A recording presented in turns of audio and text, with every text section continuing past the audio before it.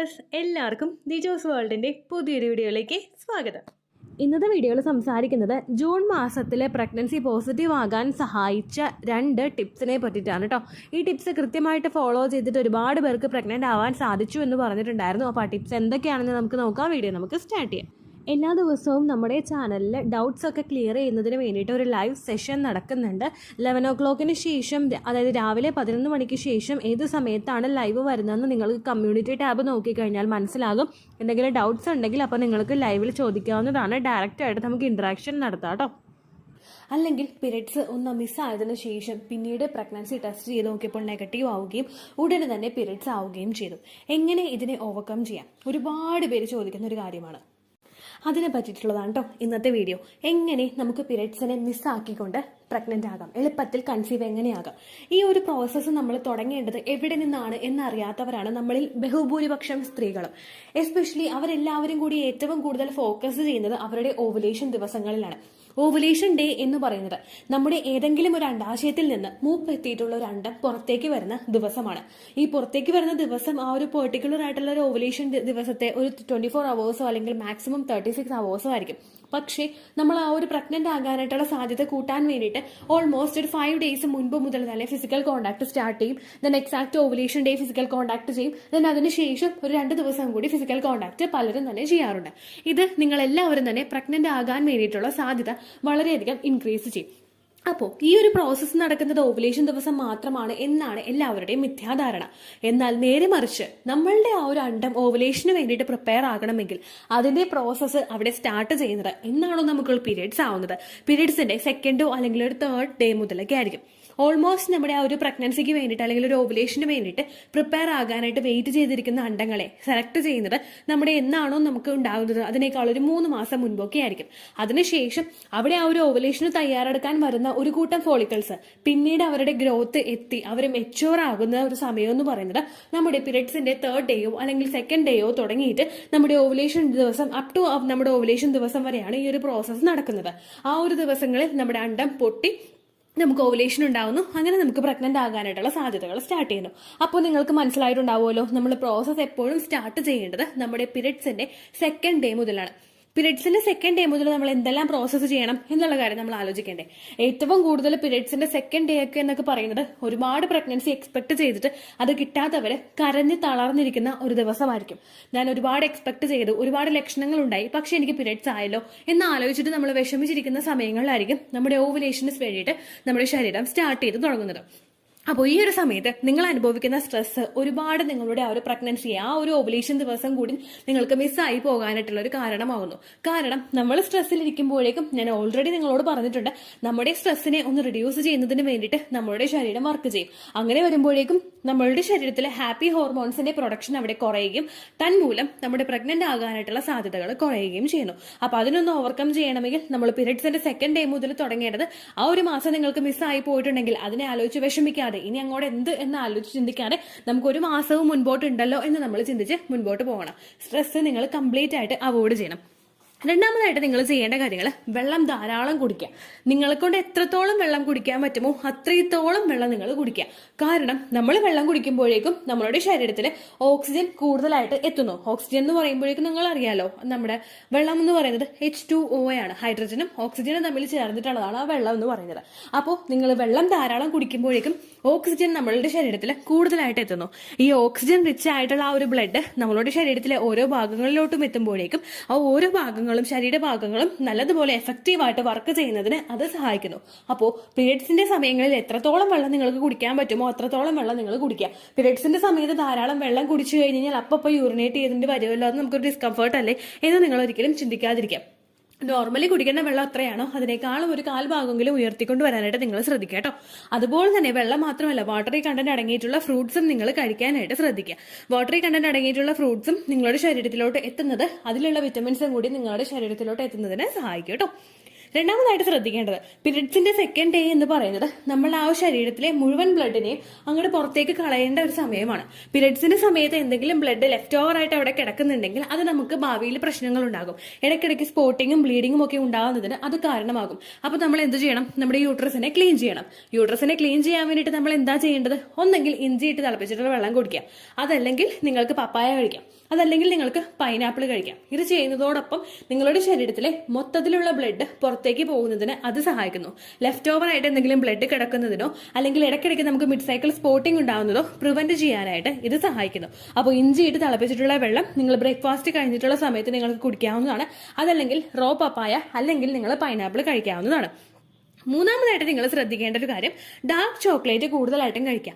Dark chocolate എന്ന് പറയുന്നത് നമ്മൾ കടയിൽ നിന്ന് മേടിച്ച് കഴിക്കുന്ന ഡാർക്ക് ഫാന്റസി അല്ലെങ്കിൽ നിങ്ങൾ ഡയറി മിൽക്ക് അങ്ങനെയുള്ളതല്ല കേട്ടോ. ഡാർക്ക് ചോക്ലേറ്റ് എന്ന് പറയുന്ന സെപ്പറേറ്റ് കാറ്റഗറിയിൽ ചോക്ലേറ്റ് ഉണ്ട്. ഈ ഡാർക്ക് ചോക്ലേറ്റ് നിങ്ങൾ കഴിക്കുന്നത് അതിലടങ്ങിയിട്ടുള്ള വിറ്റമിൻസ് നിങ്ങളുടെ ശരീരത്തിലോട്ട് എത്തുന്നത് നിങ്ങളിൽ ഓവുലേഷൻ നടക്കാനായിട്ടുള്ള സാധ്യത ഇൻക്രീസ് ചെയ്യും. നിങ്ങളുടെ എഗ് ഗ്രോത്ത് ഇൻക്രീസ് ചെയ്യുന്നതിന് അത് സഹായിക്കുന്നു. വലിയ വലിയ സൂപ്പർ മാർക്കറ്റുകളിലും അതുപോലെ ഓൺലൈൻ സ്റ്റോഴ്സിലും നിങ്ങൾക്ക് ഡാർക്ക് ചോക്ലേറ്റ് അവൈലബിൾ ആണ്. നിങ്ങൾക്കത് നോക്കാവുന്നതാണ്, ഫ്ലിപ്കാർട്ടിൽ നോക്കാവുന്നതാണ്. ഡാർക്ക് ചോക്ലേറ്റിനെ പറ്റി ഡീറ്റെയിൽഡ് ആയിട്ട് അറിയണമെന്നുണ്ടെങ്കിൽ the choose world dark chocolate എന്ന് ടൈപ്പ് ചെയ്ത് കഴിഞ്ഞാൽ നിങ്ങൾക്ക് ആ വീഡിയോ ലഭിക്കുന്നതായിരിക്കും. ഡാർക്ക് ചോക്ലേറ്റ് കഴിച്ചിട്ട് നിങ്ങൾക്ക് കിട്ടുന്ന ഗുണങ്ങൾ എത്രയാണെന്ന് നിങ്ങൾക്ക് പോലും ചിന്തിക്കാൻ പറ്റില്ല. അത്രയും അധികം ബെനിഫിറ്റ്സ് നിങ്ങൾക്ക് കിട്ടും കേട്ടോ. അപ്പോൾ പീരിയഡ്സിന്റെ സമയത്ത് നിങ്ങൾ ഡാർക്ക് ചോക്ലേറ്റ് കഴിക്കാനായിട്ട് ശ്രദ്ധിക്കാം. അടുത്തതായിട്ട് ശ്രദ്ധിക്കേണ്ടത് ഫ്രൂട്ട്സും വെജിറ്റബിൾസും ഒക്കെ ധാരാളം കഴിക്കാനായിട്ട് ശ്രദ്ധിക്കാം.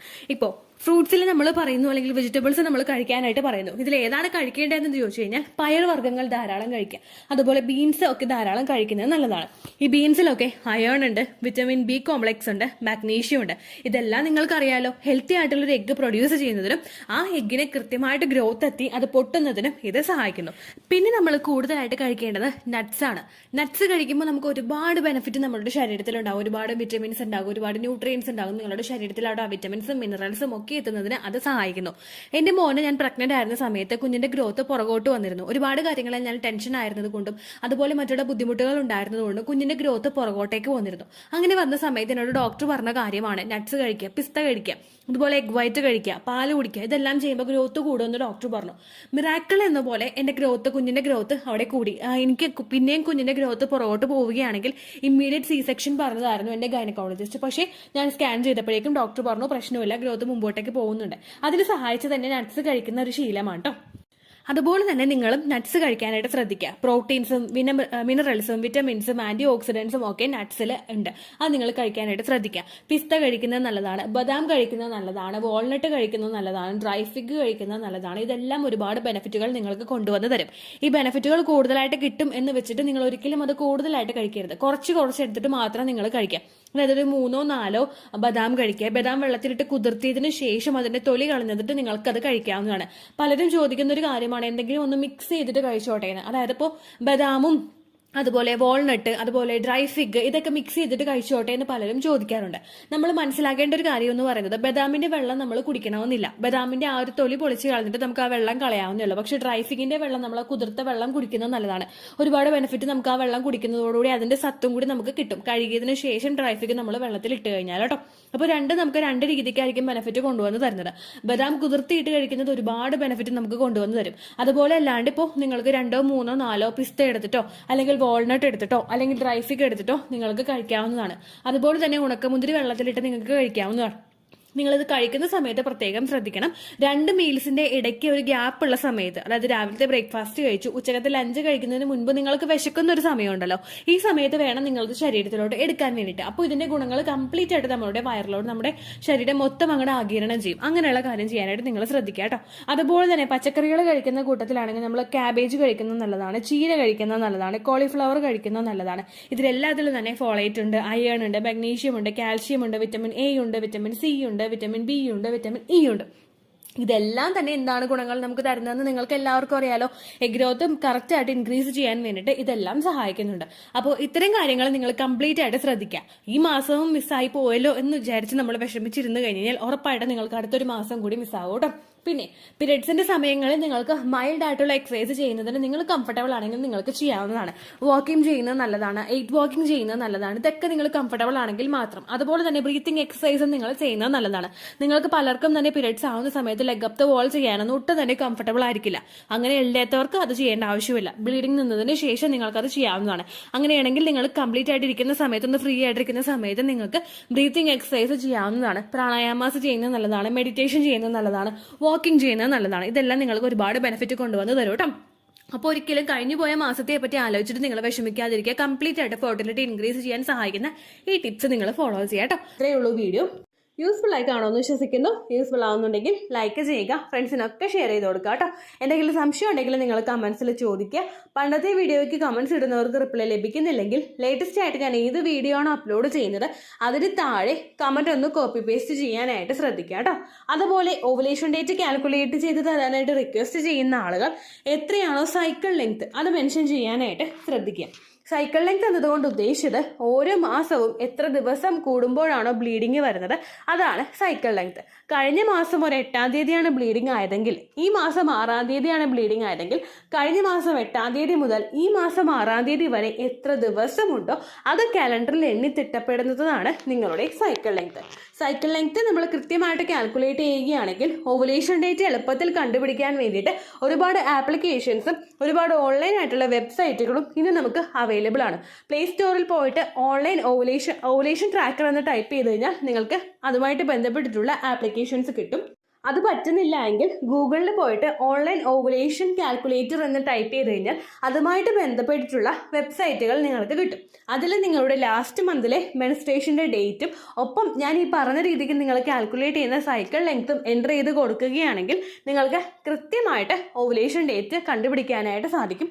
ഫെർട്ടൈൽ ടൈം പീരീഡും നിങ്ങൾക്ക് കിട്ടും. അതായത് എത്ര ദിവസം മുതൽ കോൺടാക്ട് ചെയ്ത് തുടങ്ങിക്കഴിഞ്ഞാൽ നിങ്ങൾ പ്രഗ്നൻ്റ് ആകും എന്നുള്ളൊരു ഡേറ്റും നിങ്ങൾക്ക് പ്രോപ്പറായിട്ട് കിട്ടും കേട്ടോ.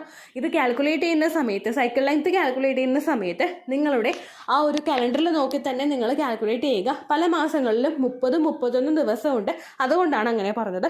ഒപ്പം നിങ്ങൾക്ക് ബ്ലീഡിങ് തുടങ്ങിയ ദിവസത്തിന് വേണം നിങ്ങൾ ഡേ 1 ആയിട്ട് എടുക്കാൻ വേണ്ടിയിട്ട്. സ്പോട്ടിങ് തുടങ്ങിയ ദിവസത്തിനെ, അതായത് ചെറുതായിട്ട് ഡിസ്ചാർജ് പോയി തുടങ്ങിയ ദിവസത്തിനെ നിങ്ങൾ കൺസിഡർ ചെയ്യേണ്ട ആവശ്യം ഇല്ല കേട്ടോ. അപ്പോൾ ഇത്രയേ ഉള്ളൂ വീഡിയോ. അടുത്തൊരു വീഡിയോ ആയിട്ട് നമുക്ക് വീണ്ടും കാണാം. ബൈ.